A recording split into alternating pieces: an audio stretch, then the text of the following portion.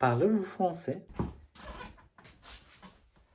I am Amadeus, and I'm renovating a 13th century chateau. To be all honest with you, it's just a house. And you're watching my vlog about my new life in France. Hello guys, and welcome back to another video. So this Sunday's video is not a renovation video as usual. It's about a question that I got asked.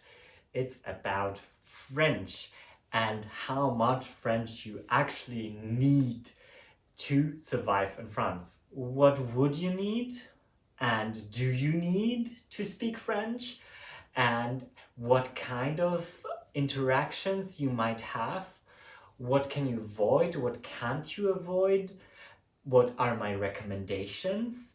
And finally, also, I will give you some learning tips and some tips where how I kind of infuse myself with the language. So let's start from the top. How much French do you actually need to be living in France? I would say there are people who I know who don't speak much French and they live in France. If you have nice neighbors and if you have some kind of contact to people who can sort out things for you, who speak the language, then I think you can get by quite easily. Also having like rudimental skills is going to be okay for you for your survival. Do I recommend it? No, I don't. Because you're missing out on all the cultural fun. Because speaking a language actually is also being part of the culture. And that's why you moved to France in the first place, wasn't it? At least I would think so. I'm not trying to like blame anyone who has troubles learning French because French is a very complicated language. French has more exceptions than actually it follows the rules. And so it can be a quite confusing language at times. But I have to say, if you try to speak French and if you really are like not shy about it, people will be very welcoming and very nice to you. From my point of view, I've experienced no one ever being mean to me about my French. And I don't speak really good French. I've had French in school from grade 7 until grade 11. So about 4 years of French. And I wasn't the best, hardest learning student, I would say. I would say my French is okay and I'm still learning, but I'm trying to speak with people and I'm trying not to use any English, and it's been working so far and I can feel it getting better and better. It's really hard for your brain when you get tired at times. If I'm surrounded by many people who speak French, or even, which is even worse, surrounded by people who speak languages that I speak, like English, German, Polish, and French, it's just like a nightmare because my brain can't keep up with like all the information it's getting. It's really hard for me then to focus and to really understand French well. Also, when there's lots of noise and when people mumble a bit, it's really hard to understand sometimes, just like acoustically, and then like with all this then comes the frustration. So how much French do you actually need? When you're coming on a holiday, I would say it's very like rudimental French that you need. I would say if you can say bonjour and au revoir and s'il vous plaît and je voudrais un café, or like very little phrases that you can learn beforehand, then people will be very appreciative of you, that you try to communicate in their language. And sometimes the problem with French people is that sometimes if you speak just a bit of French, they will just like overrun you with French. And I guess, but maybe it's also true in other languages. But here it's like very particular that once they think you know the language very well, they just like go for it, which can be quite overwhelming. If you move here, I would say really try to make an effort, because if you make an effort, people are going to make an effort as well, and people are really going to be very welcoming and trying to accommodate you.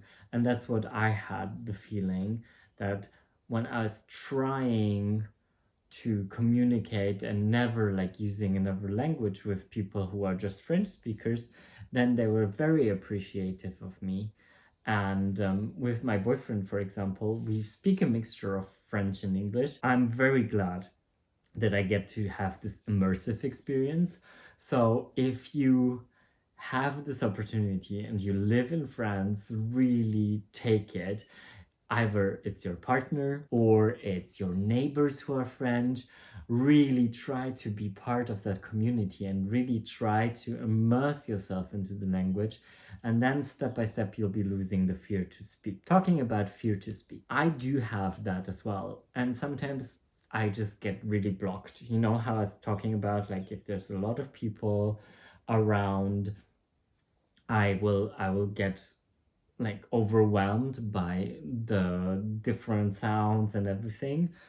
So that's the point where I reach sometimes where I get frustrated if I can't find the words. Then I start building sentences, and then I kind of like my brain is already building the end of the sentence in another language that I speak, and I sort of have trouble continuing it in French. So that's when I get really frustrated, and that's when I start like withdrawing and blocking out, and then I'm really like, then I start to get shy, and then I start to get really afraid of speaking because it reminds me that I'm not fluent in the language and that I can't express all my emotions and all my states and everything that's on my mind in that language. So, but I guess that's normal, and it's just part of learning a new language, and it's okay to make mistakes, and it's okay to not be able to talk perfectly. I don't think anybody expects you to do that, and I don't think you would in your mother language, would you? What are the downs of not speaking French or being too afraid to speak French? Well, for once, you'll miss out on great opportunities of learning another culture in a different way, because a big part of the culture is the language. Second of all, you will miss out on lots of beautiful, nice produce, because maybe that's the why you moved to France. You know, it's like you moved here for the food and for the whole style of living, you know.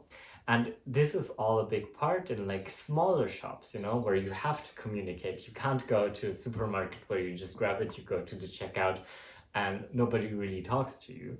You will have to communicate with people for that.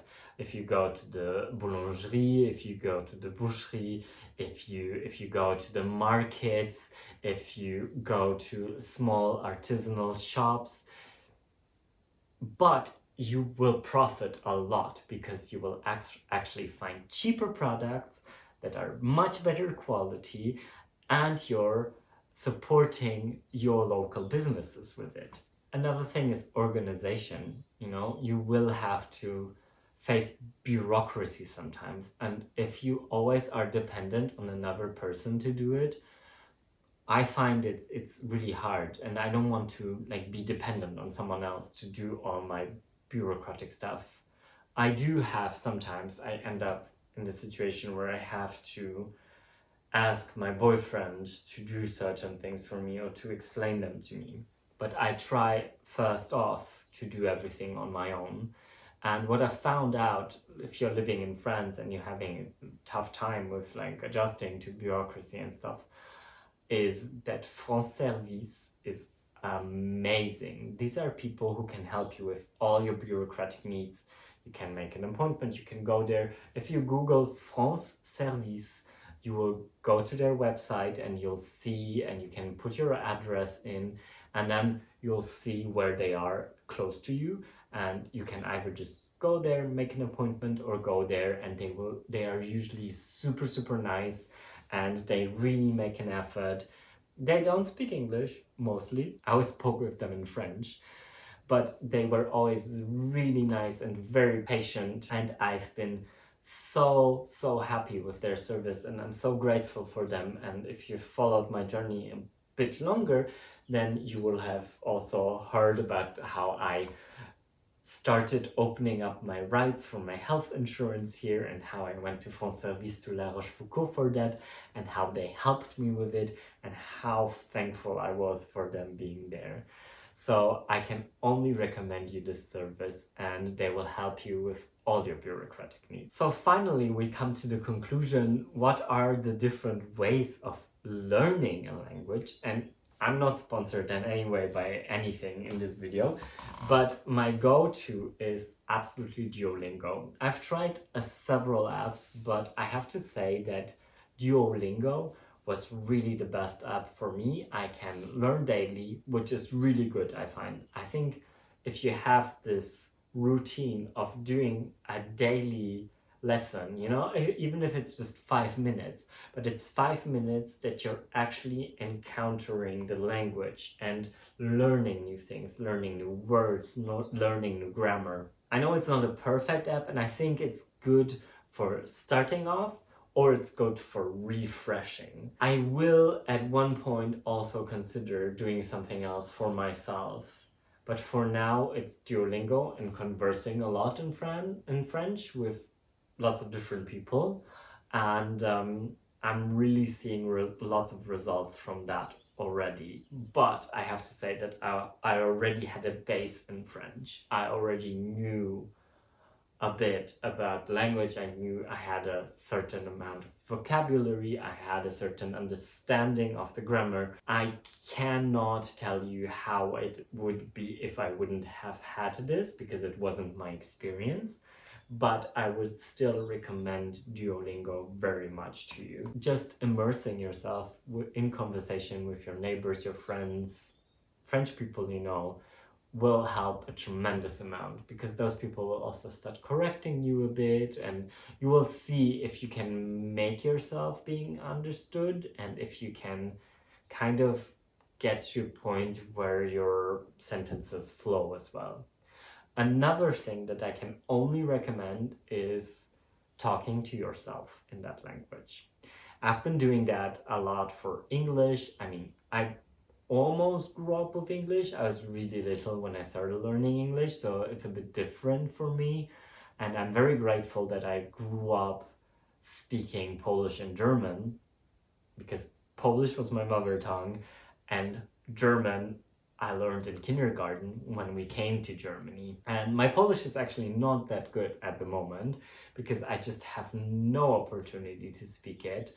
So I'm kind of like also on the back burner. I have Polish there that I really want to like dive back in, and I really need to like, I don't want to lose the language, you know, that's the thing. But thinking in the language, thinking in French, and I do this a lot. I try to really like, you know, when you talk to yourself and you're thinking about things, I really try to do it in French. And it's really helpful, because that will make you start having kind of automatic patterns in your head that you don't have to switch around, and you're not translating. That's the thing that helps me understanding a language. I don't try to translate it, I try to see it that way, you know? It's like the way you learn, you know, you don't learn that this is a cushion. I mean, you don't learn the word cushion, you know, cushion and kissen in German, coussin in French. You don't like, you learn all these words, but actually when you look at the thing, that's what should trigger your brain. At least that's my thinking, where I'm thinking like, okay, coussin, c'est un coussin. And the articles are tricky. I still make lots of mistakes with the articles. Although in German we have 3 articles, and in French we just have 2 articles. But, you know, those are the things I'm still working out, and it's a work in progress. And I see it with my parents even. My parents learned German in their 30s when they came to Germany from Poland. And they still make mistakes. They don't speak perfectly grammatically correct, but they converse, they speak freely, they write, they do everything in German. Obviously, they've been living there for a really long time.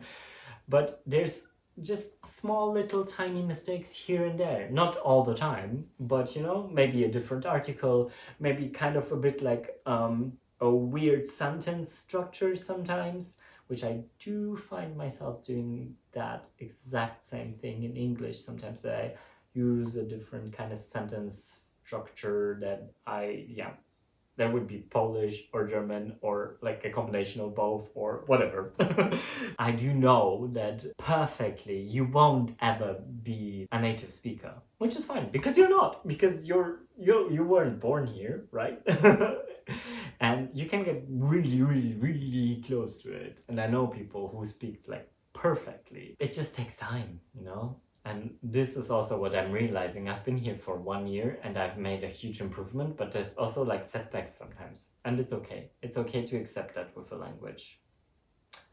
So I hope that I gave you lots of information on what is needed in France, how and why, and you know.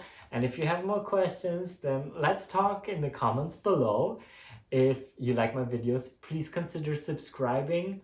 And if you like more videos about France, about French culture, check out my vlogs.